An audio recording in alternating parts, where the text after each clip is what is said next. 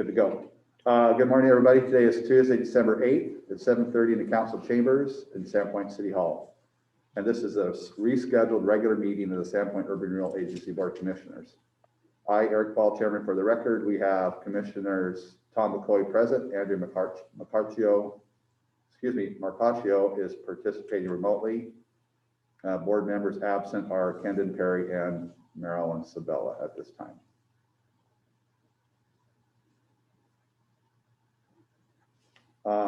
Just for an FYI, Jake Humble submitted his letter of resignation to the mayor last Wednesday. That was news to myself and I think the commission. Meeting minutes for approval is the first item on the agenda for the October 6th, 2020 regular meeting. I will entertain a motion to approve these meeting minutes as presented. Motion? Move to approve. Tom, second. Andrew, that's your cue. Oh, yes. Sorry. There's This was a delay. only two of you, so I need one, both of you participating this morning. Thank you. For the record, Ken and Perry's, oh, thank you. It has now appeared. Showed up. Thanks, Kenneth. You're welcome. Is there any discussion on the minutes of the October 6th meeting? Hearing none, all in favor? Aye. Aye. Anyone opposed? Motion passes, the meeting minutes are approved. Financial report. The account balances are as of November 24th, 2020. Downtown general account had 224,931.83. Mr. Chairman? Yes. For the record, Commissioner Sabella has joined the meeting. All right. Good morning, Marilyn. Good morning. Thank you for joining. Of course. Melissa, do I need to read all the account balances just for the record? No, sir. Okay, thank you. Do the commissioners have any questions or comments regarding the financial report as presented? Clerk, are there any members of the public attending by Zoom this morning? No, Mr. Chairman, there are no members of the public. Thank you.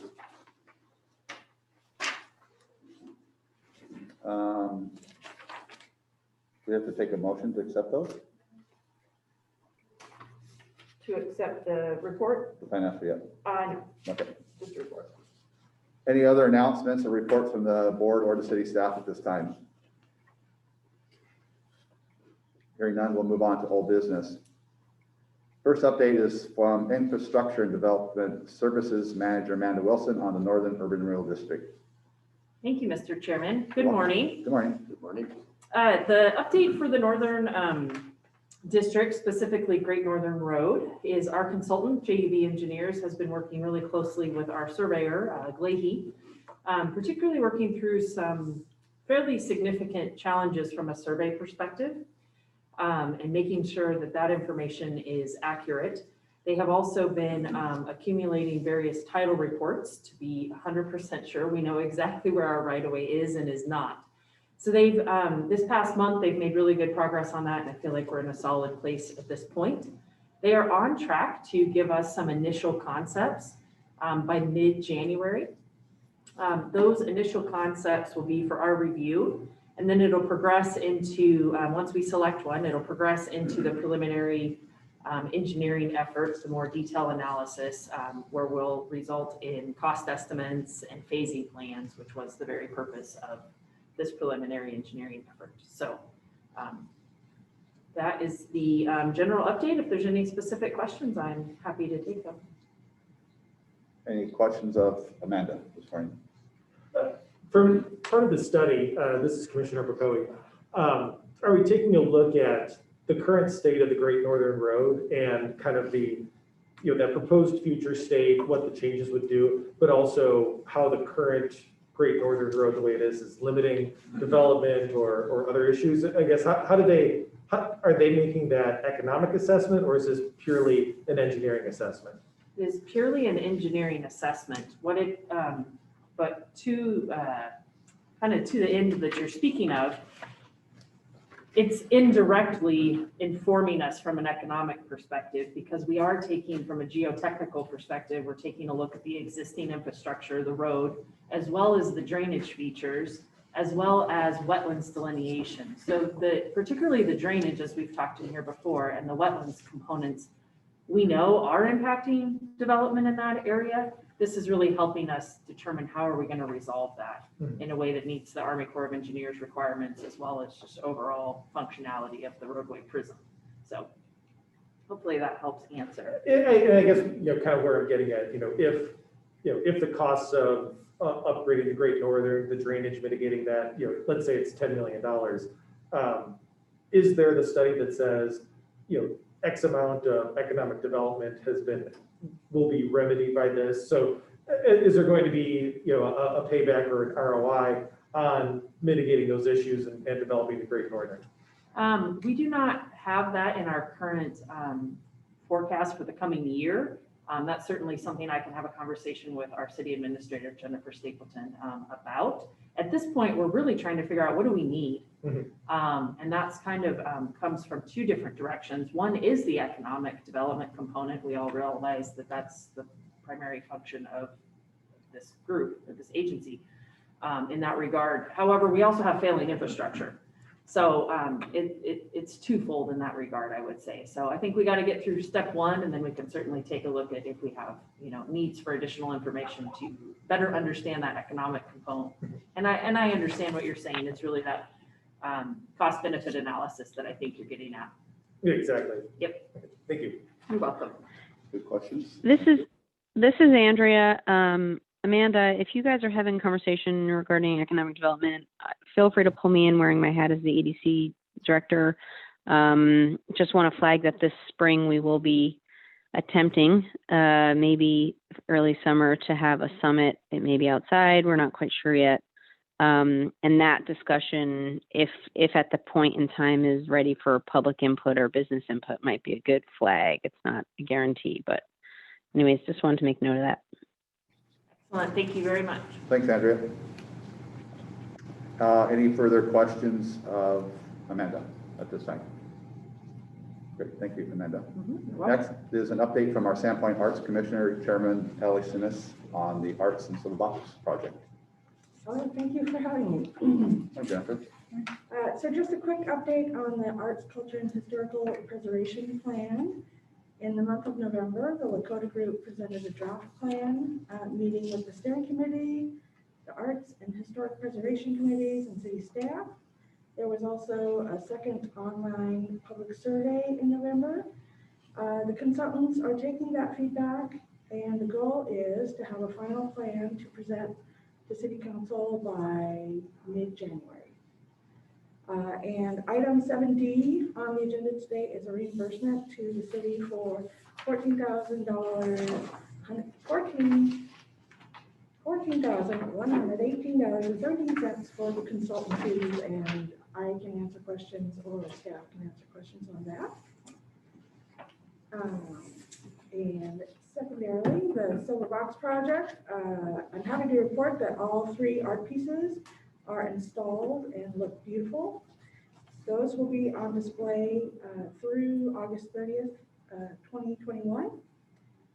We have a little over $5,000 left in that original budget, so we can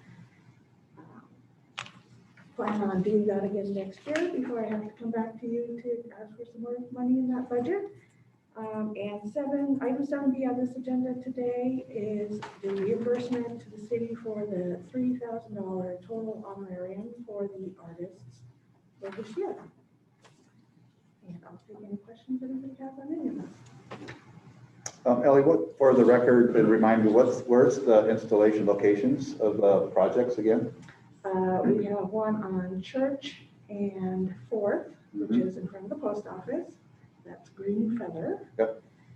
We have one on Oak and 4th, which is The Struggle.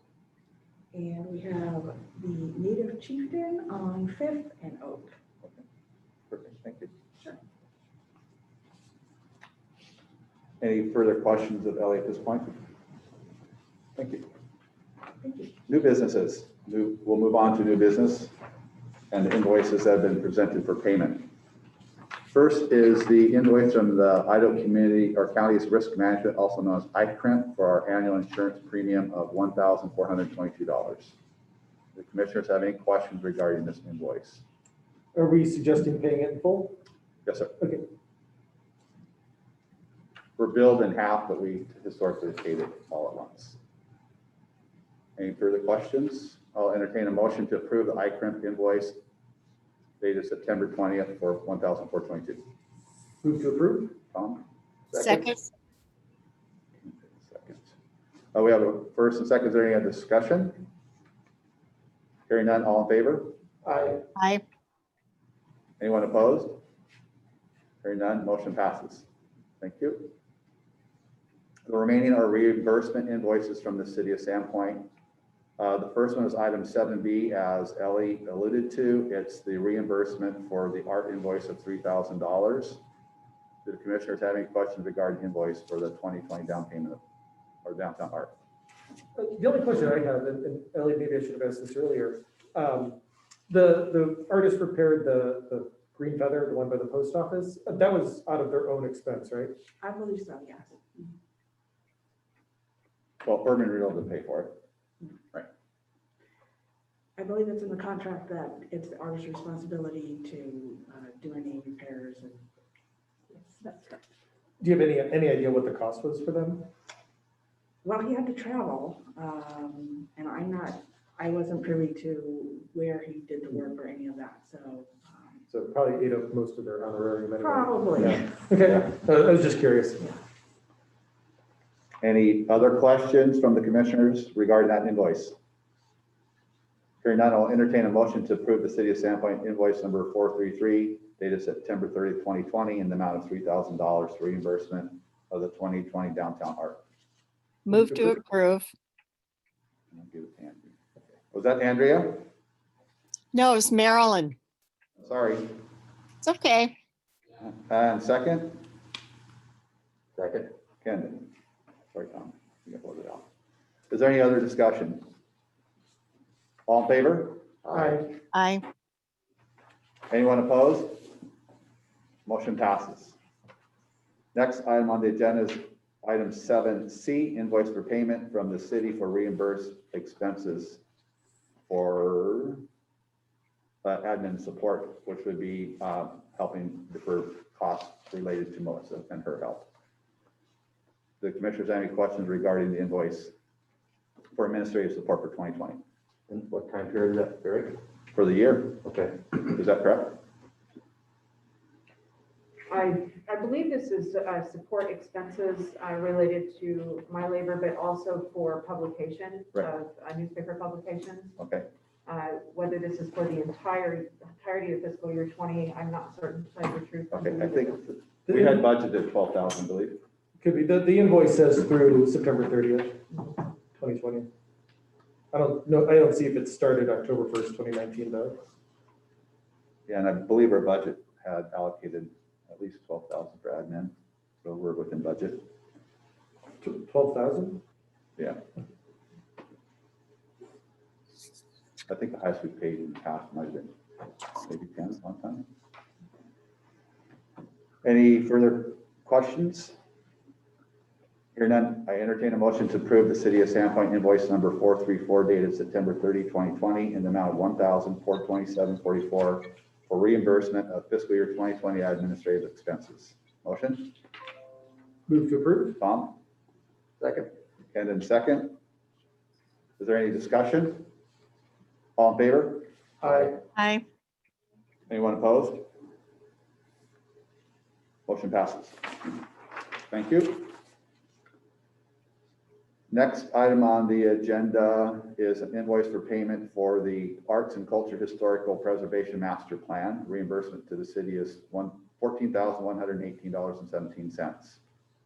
Do the commissioners have any questions regarding this invoice for arts and culture for $14,118.17? Is this to be? I have a quick question. Yeah. You guys feel like you got your money's worth out of that? I think it's coming to be a really good plan. Okay, good. Yes. And the last time you did a plan like that was? Never. Okay, good. So this is very exciting.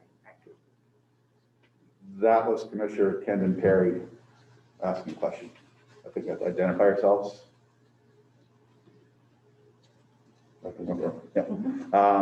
I have a question, Commissioner Paul speaking. Is this, we're going to split this between both the downtown and northern allocation? Yes. Is that Yes, right? okay. Yeah.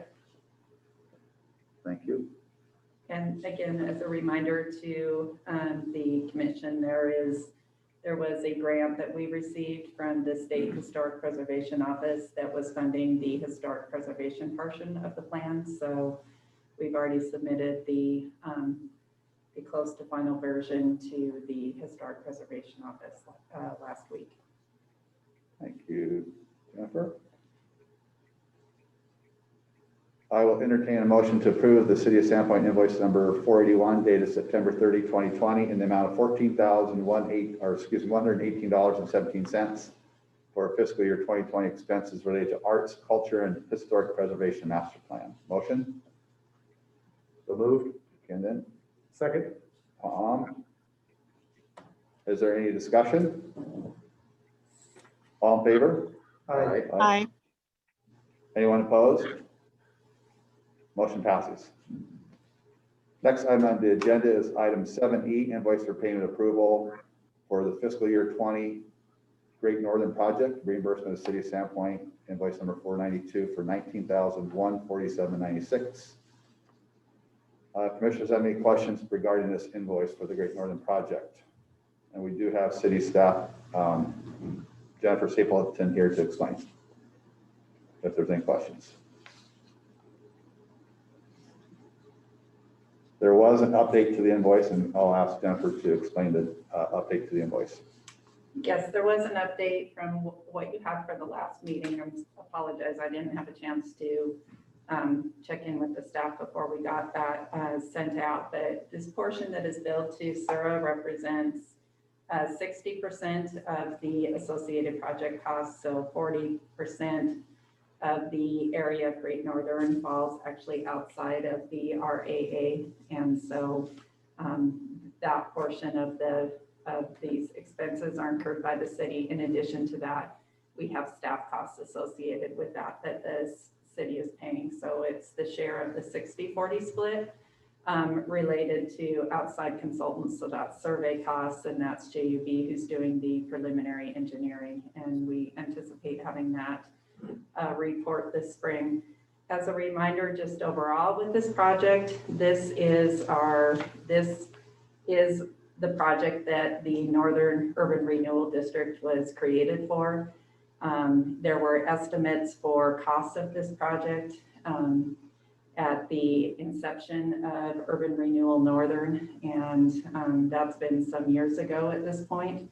And so we expect that the project costs associated with this project, even with Urban Renewal's share, potentially will exceed the allocation amount to Urban Renewal. So it's a significant project, and this is part of our multimodal plan as one of our key priorities, and is becoming especially important as we're seeing very significant development occurring to the north of Great Northern, adjacent to Great Northern.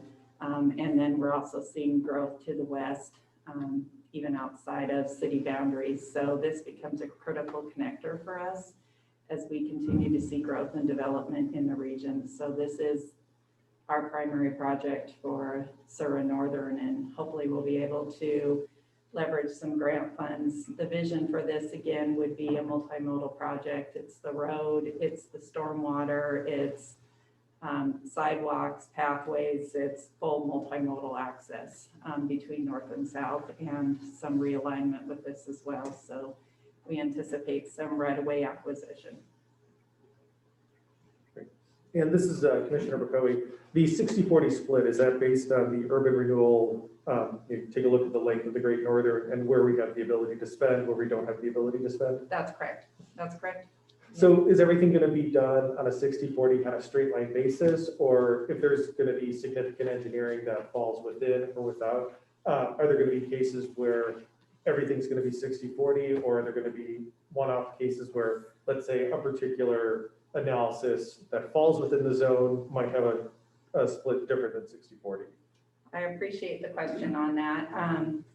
I think at this point, for where we are with preliminary engineering, we anticipate just moving forward with straight a 60/40 split. Once we have that preliminary engineering, I think we'll reassess what this might look like in the allocation, and obviously that would be accompanied by a presentation to the board. We're also talking with our legal counsel and some advisors around urban renewals related to how to tackle this roadway that part of it's in, part of it's out. So do we look at an amendment? We're looking at those things, but we'll be coming back and having a conversation with the board about it. But up through this point, preliminary engineering, it's just most simple, and we have the appropriate budget at the city level to do the 60/40 split. Okay, thank you. Good discussion there. Any further questions of city staff at this point? You mentioned grants. Who would those grants be coming from? Well, we haven't identified specific grants at this point, but we are hopeful that we'll see some additional transportation funding coming out with the state, particularly if we continue to see the surpluses like we're seeing in the state. So this is something that typically fits under like an LTAC type of a grant. Thank you. What's LTAC? Local Highway Technical Assistance Council. Got it right? Yes. Okay. They Thank you. administer state and federal pass-through dollars through the state. Okay. So through LTAC, we're typically tapping multiple funding sources. Okay, thank you.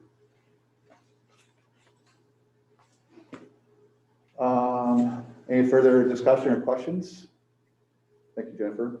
Now, I will now entertain a motion to approve the City of Sandpoint invoice number 492 dated September 30, 2020 in the amount of $19,147.96 for reimbursement for expenses related to the Great Northern Project. So moved. Tom McCoy, Second? Ken Perry. Is there any further discussion? All in favor? Aye. Aye. Opposed? Motion passes. With no further business on the agenda, the meeting is now adjourned at 7:53. Thank you, everybody. Thank you. Thank Thanks, you. everybody. Thank you.